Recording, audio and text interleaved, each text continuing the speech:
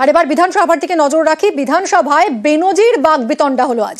বিধানসভায় বিজেপির সঙ্গে তর্কাতর্কি হলো তৃণমূলের। বিজেপির মুলতবি প্রস্তাব খারিজে উত্তপ্ত বচসা, তুমুল অশান্তি শাসক এবং বিরোধী দলের মধ্যে।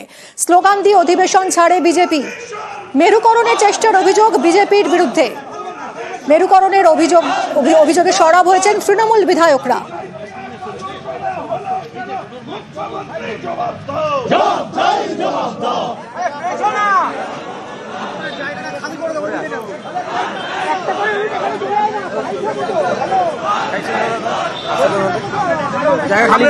শোনো ভাই, ভাই আছে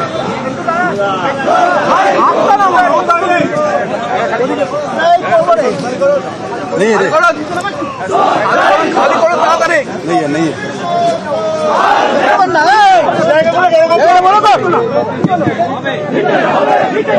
একটু বড় কোনটা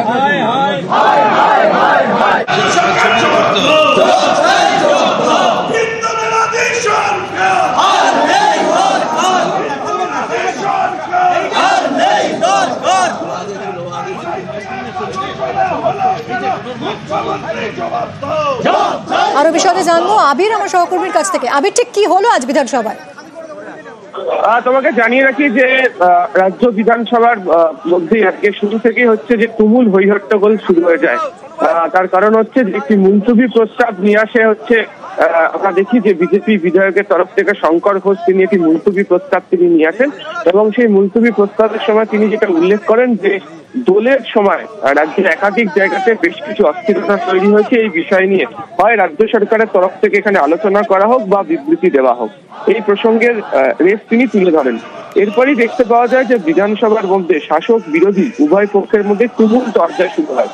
যদিও রাজ্য বিধানসভার অধ্যক্ষ এই মুলতবি প্রস্তাব পাঠ করার যে অনুমতি তা দেওয়া হলো, এই বিষয় নিয়ে আলোচনার প্রস্তাব তিনি খারিজ করে দেন।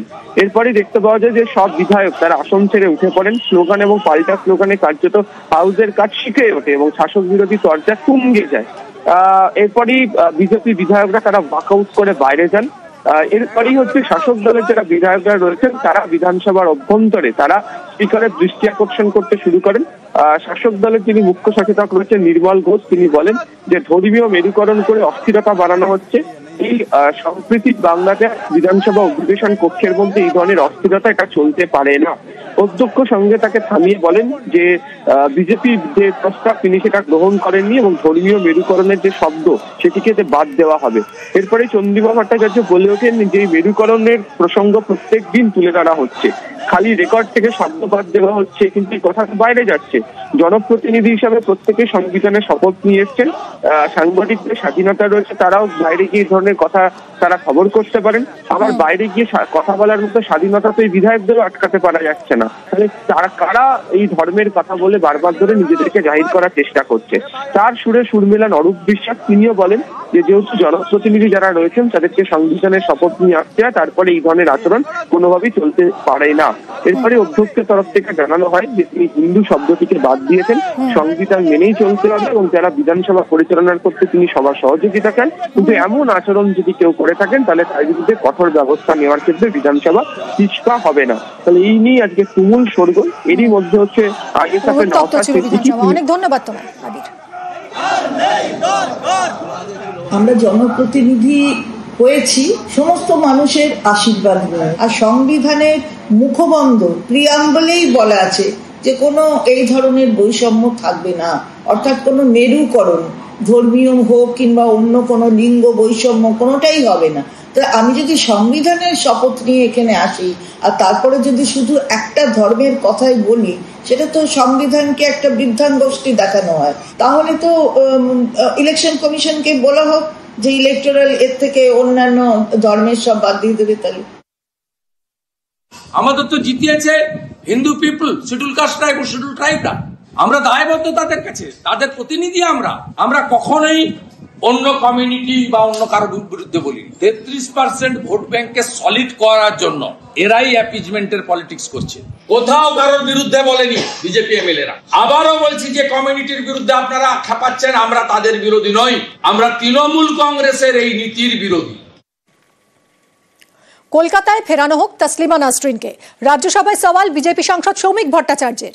গুরুদাস দাশগুপ্তের পর দ্বিতীয় সাংসদ হিসেবে সৌমিক ভট্টাচার্য এই দাবি তোলায় সমাজ মাধ্যমে তাঁকে ধন্যবাদ জানিয়েছেন দ্বিখণ্ডিতের লেখিকা। 26-এর ভোটের আগে তসলিমাকে নিয়ে প্রশ্ন তুলে কি তৃণমূলকে চাপে ফেলার কৌশল বিজেপির? এটা কি মুসলিম মৌলবাদ বিরোধিতায় শান? গেরুয়া শিবিরকে পাল্টা আক্রমণ করেছেন তৃণমূলের কল্যাণ বন্দ্যোপাধ্যায়। বাংলার ছদ্ম প্রগতিশীলতার আড়ালে চূড়ান্ত তোষণ নীতি ও মৌলবাদের কাছে লজ্জাজনক আত্মসমর্পণের দিন শেষ হোক, তসলিমার প্রত্যাবর্তন হোক। বিজেপির মুখে তসলিমা নাসরিনের কথা। সাহিত্যিক তসলিমাকে একসময় কলকাতা ছাড়তে হয়েছিল, তখন বামফ্রন্ট সরকার। 2007 সাল, সে বছর নভেম্বরে কলকাতা ছাড়তে কার্যত বাধ্য হতে হয় Taslima নাসরিনকে। Taslima Ratni wrote a novel named Lajja, The Shame, about the unspeakable atrocities against the Hindu minorities in Bangladesh. And situation compelled her to leave Bangladesh in the year of 2004. Got shelter in Kolkata. An unfortunate incident happened, which has been orchestrated by a Diden Congress leader. Congress expelled that person. The Trinamool Congress, they have accepted this person and sent that person to the Parliament of this country. And situation compelled Srimati Tasmin al-Nasrin to leave Calcutta again. তসলিমাকে কলকাতায় ফেরানোর দাবি। সোমবার সংসদে দাঁড়িয়ে এই দাবি তোলেন BJP সাংসদ Soumik Bhattacharya. Taslima Nasrin wants to come back to Calcutta. Taslima Nasrin কলকাতায় ফিরে আসতে চান, বাংলায় কথা বলতে চান, বাংলায় কবিতা লিখতে চান, বাংলায় সাহিত্য সৃষ্টি করতে চান। বাংলার ছদ্ম প্রগতিশীলতার আড়ালে চূড়ান্ত তোষণ নীতি ও মৌলবাদের কাছে লজ্জাজনক আত্মসমর্পণের দিন শেষ হোক, তসলিমার প্রত্যাবর্তন হোক। গুরুদাস দাশগুপ্তের পর দ্বিতীয় সাংসদ হিসেবে সৌমিক ভট্টাচার্য তাঁকে কলকাতায় ফেরানোর দাবি তোলায় সমাজ মাধ্যমে ধন্যবাদ জানিয়েছেন দ্বিখণ্ডিতের লেখিকা। তিনি জানিয়েছেন, 18 বছর পর রাজ্যসভার সাংসদ ভারতীয় জনতা পার্টির সৌমিক ভট্টাচার্য আমাকে কলকাতায় ফেরানোর দাবি জানিয়েছেন সংসদে। জানি না কলকাতায় শেষ পর্যন্ত ফেরা হবে কিনা, তবে তিনি যে আমার কথা মনে করেছেন। মানবাধিকারের পক্ষে দাঁড়ানোর অপরাধে নিজের জন্মভূমি থেকে নির্বাসিত আমি। বাংলায় লেখালেখি চালিয়ে যেতে পশ্চিমবঙ্গে বাঙালি পরিবেশে বাস করা আমার জন্য গুরুত্বপূর্ণ, তা তিনি উপলব্ধি করেছেন বলে তাকে ধন্যবাদ এবং কৃতজ্ঞতা। সামনের বছর পশ্চিমবঙ্গে বিধানসভা ভোট, তার আগে বিজেপি সাংসদের মুখে তসলিমা নাসরিনকে কলকাতায় ফেরানোর দাবি। পর্যবেক্ষকদের একাংশের মতে এটা এক ঢিলে দু পাখি মারার কৌশল। তসলিমা নাসরিন বরাবরই কট্টর মৌলবাদী বিরোধী বলে পরিচিত। তার এই ভাবমূর্তিকে কাজে লাগিয়ে তৃণমূলের ভোটে ভাগ বসাতে চাইছে বিজেপি। বাংলাদেশে ইউনূস সরকার আসার পর থেকে বারবার সে দেশে হিন্দু সংখ্যালঘুরা আক্রান্ত হয়েছেন। এর প্রতিবাদেও সরব হয়েছেন তসলিমা নাসরিন। এই ভাবাবেগকে কাজে লাগাতে চাইছে বিজেপি, যাতে হিন্দুদের বার্তা দেওয়া যায়, হিন্দু ভোটকে বিজেপির পক্ষে সুসংহত করা যায়। তসলিমা নাসরিনকে পশ্চিমবাংলা থেকে বার করেছিল, তখন তো সিপিএম সরকার ছিল। তখন শ্রমিক ভট্টাচার্য কি করছিল? আবহাওয়া তৈরি করছে এরা হিন্দু মুসলমানের ঝগড়া লাগানোর জন্য। সাম্প্রদায়িক দাঙ্গা, সাম্প্রদায়িক ঝগড়া লাগিয়ে বিজেপি এখন বাজারে থাকতে চাইছে। পশ্চিমবঙ্গ সরকার ঠিক করলো তাকে আসতে হবে, ঠিক আসতে হবে না। ল অ্যান্ড অর্ডারটা তো আগে নাকি? এরা সব ভেগদারি হিন্দু। তসলিমা নাসরিন তিনি আছেন, ভারতবর্ষে আছেন, যে জায়গায় আছেন, ইচ্ছে করলে পশ্চিমবঙ্গে আসবেন, তাকে বাধা দিয়েছে কে? তখন একটা নির্দিষ্ট পরিস্থিতিতে সেই পরিস্থিতি সামাল দেওয়ার জন্য তার নিরাপত্তার খাতিরে তাকে সরিয়ে দেওয়া হয়েছিল। আজকে তিনি যদি মনে করেন পশ্চিমবঙ্গে আসবেন এবং রাজ্য সরকার যদি তার নিরাপত্তা দেয়, কোনো অসুবিধা নেই, হতেই পারে। নিউজ 18 বাংলা।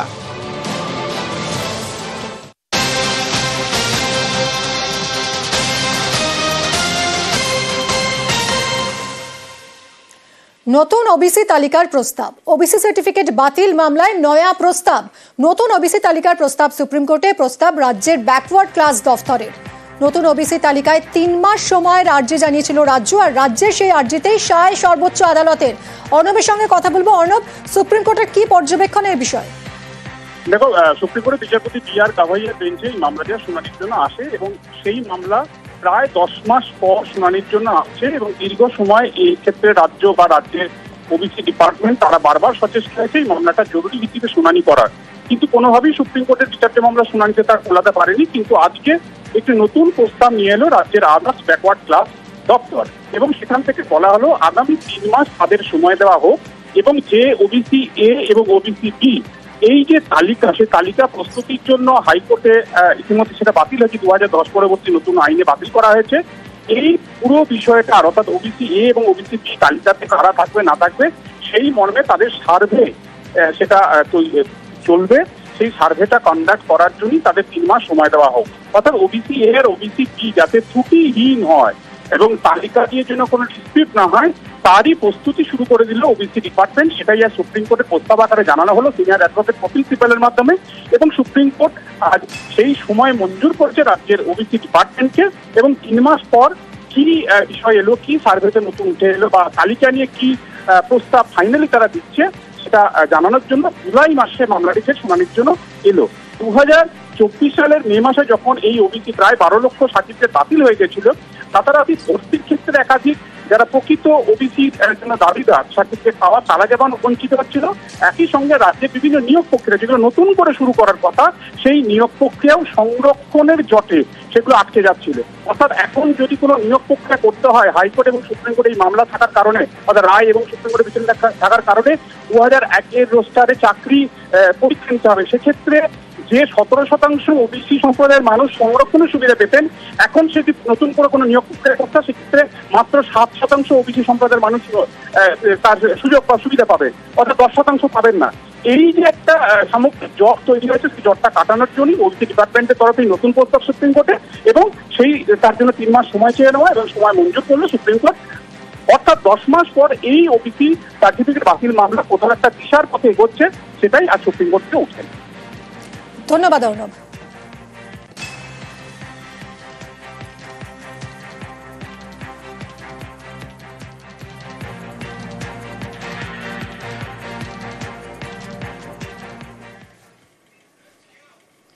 স্বাধীনতা সংগ্রামীর সরলা পুণ্যাশ্রম, সেই সরলা পুণ্যাশ্রম দখল করে প্রমোটিং এর ছক হচ্ছে বলে অভিযোগ করেছিলেন আবাসিকরা, এবং সেই অভিযোগেই এবার বিধায়ক জাভেদ খানকেও চিঠি দেওয়ার দাবি জানালেন আবাসিকরা। চিঠি দেওয়ার দাবি আশ্রম কর্তৃপক্ষের।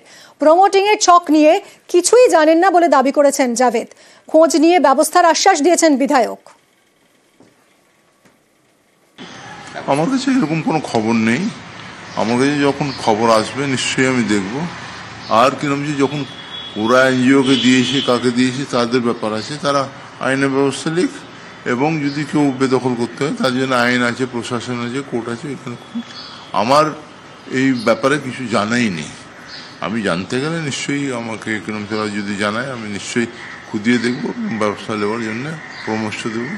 এরকম বিনা অনুমতি অনেক লোক অনেক কিছু করে, কিরকম সে যদি কোনো বেআইনি করে আমার নজরে আসতে গেলে আমরা পুলিশকে কমপ্লেন করবো, পুলিশ অ্যাকশন নেবে। তার কসবায় স্বাধীনতা সংগ্রামী বীণা দাসের এই সরলা পুণ্যাশ্রম এবং সেই আশ্রমে দখল করে নেওয়ার অভিযোগে সরব হন আবাসিকরা, এবং আশ্রমের জমিতে প্রমোটিং এর চেষ্টা হচ্ছে বলেও তারা অভিযোগ করেছিলেন।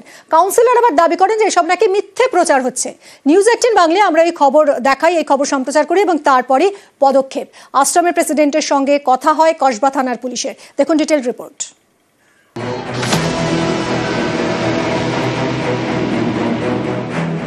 দখল হয়ে যাচ্ছে কসবার সরলা পুণ্যাশ্রম। স্বাধীনতা সংগ্রামীর আশ্রম দখল করে প্রমোটিং এর ছক। চাঞ্চল্যকর অভিযোগ কর্তৃপক্ষ এবং আবাসিকদের। আমাকে উপর থেকে নামিয়ে দিয়েছে, আমরা উপরে ছিলাম, নিচে আমরা ক্লাস হতো। এনারা এসে এই জায়গাটা আস্তে আস্তে দখল করলেন। এখন চাইছেন আমাদের যাতে চলে যেতে হয়, ওরা যাতে থাকতে পারে, আমাদের অস্তিত্বটাই চলে যাচ্ছে আর কি।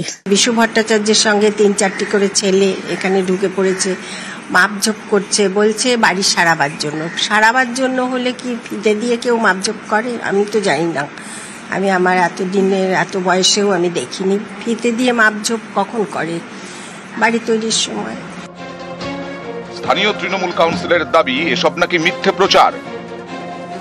সরলা পুণ্যাশ্রমে এখানে মানুষের কাজ চলছে, সেখানে কেন কিসের জন্য এই সমস্ত হবে?